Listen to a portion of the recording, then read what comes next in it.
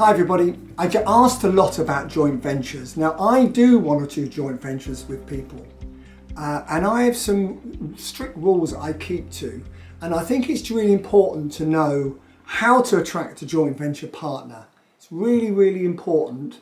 There's a number of very important things to remember when you're looking for a joint venture partner. The first one, of course, is that it needs to be a good deal. So there needs to be plenty of profit in the deal. That's the first thing. Your figures need to be accurate, and if anything, underestimate the profit rather than overestimate the profit. Because don't forget, we as joint venture partners, put that hat on for the moment, are always going to really check these figures. And if we find that you have over elaborated the figures somewhat, you lose confidence. It's all about having confidence in your joint venture partner, both ways. One, that you need to know they've got the money, and the other thing is they need to know that you're 100% committed to it and you're going to actually deliver.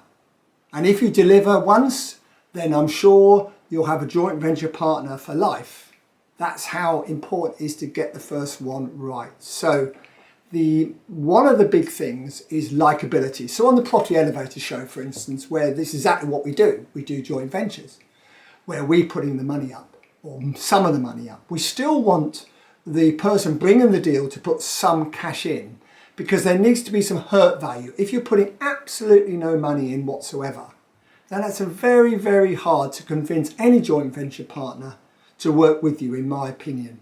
And certainly I've got a bit of capacity now to do a few small joint ventures. So I want to keep my investment to £250,000 or less, and I want to see the person who has brought me the deal, that they're putting some cash in. Might be 100,000 into the deal, 50,000, but I want to see what we call hurt money. So I want to see them putting some money in the deal, and then I want to see a fair distribution of that money. So I want to see a 50-50 share, or a decent amount of interest on the money I'm putting in. And I'm talking for most joint venture partners here. They're all going to want the same.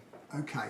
So you find the deal, they put the money in. In my case, of course, I'm willing also to help you, advise you a little bit through the process as well, make sure that I get my money back. And by the way, the joint venture partner gets their money back first, don't forget. That's also very important. But the most important of everything, of course, is how good that deal is. The second most important thing is, are you likable? Are you, can the joint venture partner work with you? Are you going to listen?